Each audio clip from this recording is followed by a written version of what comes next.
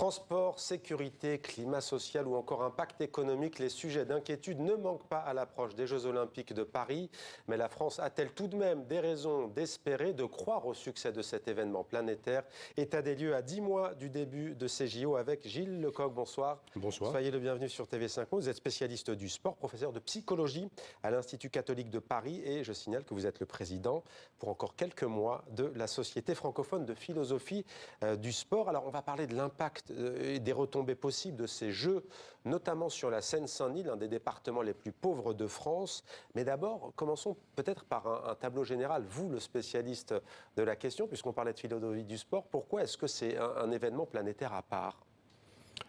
Alors pour moi, ça fait des liens avec ce que vous avez abordé au début de l'émission, sur ce que j'appellerais la diplomatie sportive. C'est-à-dire que les enjeux ne sont pas simplement des enjeux nationaux, mais au contraire, ça met en scène des enjeux en Afrique, ça met en scène des enjeux en Asie, en Europe. On a parlé de la Slovaquie, de la Pologne, de la Lettonie, etc., etc. Donc je pense que l'enjeu, ça va être de la jouer fine, si je peux me permettre. Et ça, on le joue depuis 2005. Simplement se souvenir, 2005, on pensait avoir les JO pour 2012. Les Anglais ont gagné. Merci les Anglais, bravo à eux. On en a tiré les conséquences. 2017, donc il y a un choix qui porte sur la France après Los Angeles dans 4 ans.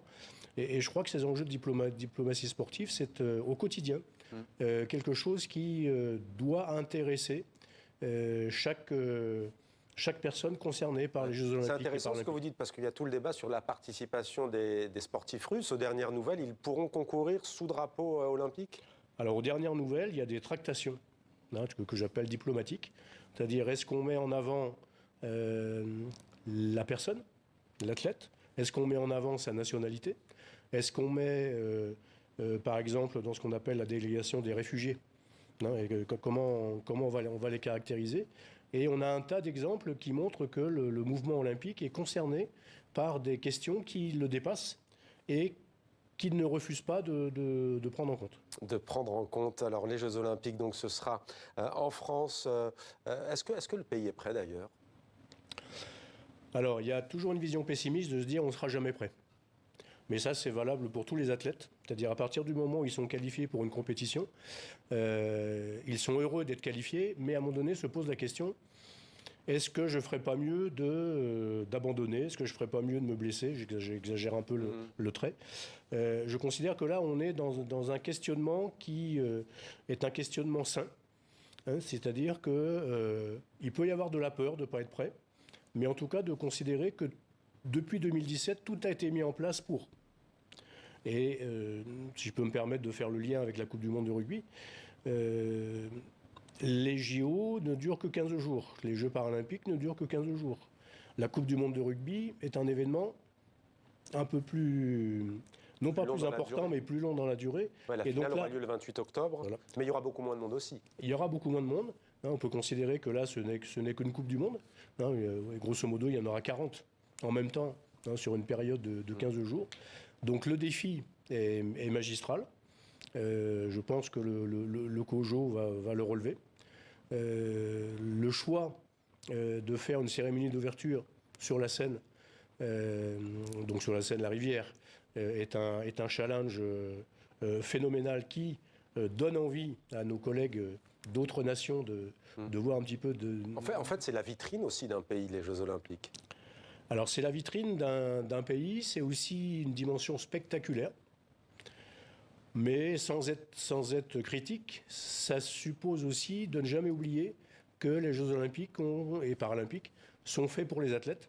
Et donc, au-delà du spectacle, d'avoir toujours en tête, mais quelle est la place des athlètes dans cette mise en scène ? Dans cette mise en scène. Alors, on va vraiment venir à la Seine-Saint-Denis, mais d'abord, tout de même, ce qui tétanise les autorités, c'est un grand mouvement de grève. D'ailleurs, les syndicalistes sont souvent interrogés sur la question. Ce serait le scénario du pire ? Selon les positions, certains se diraient c'est de bonne guerre, d'autres diraient que c'est, entre guillemets, toujours avec cette expression controversée, prendre en otage un événement. Alors je dirais, pour rester sur la métaphore de la diplomatie sportive, le scénario du pire fait partie des négociations. Bon, ça fait partie de cette culture, de rapport de force. Néanmoins, ça suppose que pour moi, il y a deux enjeux. Effectivement, les transports, qu'ils soient le plus accueillants possible, et puis aussi la sécurité, qui était aussi un élément fondamental. Et donc, le mode de déplacement de ce que j'appelle les touristes supporters et leur sécurité, c'est deux défis qui s'offrent, on va dire, à la France, au mouvement olympique, pour garantir cet événement qui est un événement magistral, qui est un événement planétaire. Mais aussi, pardonnez-moi de vous couper, que certains habitants de Seine-Saint-Denis ne pourront pas forcément aller voir. On a vu des billets à des prix faramineux, 600, 700, 800 euros, 2000 euros la cérémonie d'ouverture, il me semble. Ça, c'est quand même un sacré questionnement. Le questionnement, alors je n'ai pas prévu de parler de ça, mais j'enfonce le clou à nouveau, c'est de considérer que l'hospitalité olympique, est-ce que ça doit privilégier les personnes de la Seine-Saint-Denis, ou est-ce que ça doit privilégier les personnes qui viennent de toutes les contrées, de tous les continents, et qui ont peut-être plus de moyens pour pouvoir accéder à... Parce que c'est un événement planétaire, et la question est bien à qui vont profiter les Jeux Olympiques. Alors justement, vous avez contribué au numéro de la revue Projet consacré à ces JO, un numéro qui s'appelle Paris 2024, plus vite, plus haut, plus fort, avec un point d'interrogation. C'est la devise des JO, mais là on y met un point d'interrogation. Votre article a pour titre 3 points saillants, une nouvelle ère des Jeux. C'est quoi ces 3 points saillants, d'abord en quelques mots? Alors en quelques mots, c'est le premier point saillant, c'est comment on va accompagner ce qu'on a appelé en France la génération 2024. C'est-à-dire tous ces athlètes qui, depuis 2017, ont été considérés comme des espoirs, qui seront peut-être sélectionnés, qui auront peut-être des médailles, et d'autres qui n'en auront pas. Donc ça, c'est le premier point saillant. Sportif. Je dirais sportif et prise en compte des athlètes. Par exemple, je trouve qu'au dernier championnat du monde d'athlétisme, on a eu beau jeu de dire que les résultats n'étaient pas satisfaisants. Or, il y a un indicateur, moi, qui m'intéresse, c'est de se dire que dans la délégation française, il y a 2 athlètes, un homme et une femme, qui sont en même temps des futurs médecins. C'est-à-dire qui développent un double projet. Et je crois que la vision de ce phénomène, c'est aussi considérer, est-ce qu'on veut des athlètes qui se dévouent corps et âme pour la performance, point, ou est-ce qu'on veut des athlètes qui, quelque part, sont capables d'être excellents au niveau du sport, mais aussi, quelque part, de montrer que dans un autre domaine, ils peuvent aussi être excellents. Donc, le premier point. Deuxième point, c'est peut-être en s'appuyant sur ce qui s'est passé en 2012 à Londres. Il se trouve qu'à Londres, effectivement, l'Est de Londres aussi a été, on va dire, rénové, a été vidé de ses habitants qui étaient présents et de nouvelles personnes sont arrivées. Et donc l'autre enjeu, c'est la Seine-Saint-Denis. Qu'est-ce qu'elle va gagner là-dedans ? Et mon indicateur, c'est l'île Saint-Denis, qui est, je pense, l'une des plus petites communes qui doit exister en Île-de-France. Et de se dire que, par exemple, il y a deux îles au moins qui existent sur la Seine. L'île de la Cité, l'île Saint-Denis. L'île de la Cité n'a pas besoin des Jeux Olympiques pour se développer, ça va très bien pour elle, merci. Pour l'île Saint-Denis, je demande à voir comment ça va se... Le maire dit, Mohamed Gnabali dit, ce ne sera pas évident, très clairement, disons-le, il dit d'avoir des gains. Quels peuvent-ils être ces gains? Économiques et sociaux? Alors je pense qu'en termes d'infrastructures, ça peut effectivement aider cette île. Et je crois que c'est important de rappeler que en Seine-Saint-Denis, il y a une île qui existe. Donc les infrastructures vont rester? Alors les infrastructures vont rester. Toutes, peut-être pas.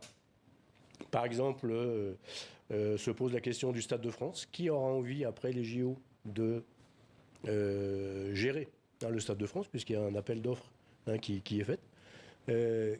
Qui aura envie de conserver une piste d'athlétisme au niveau du Stade de France?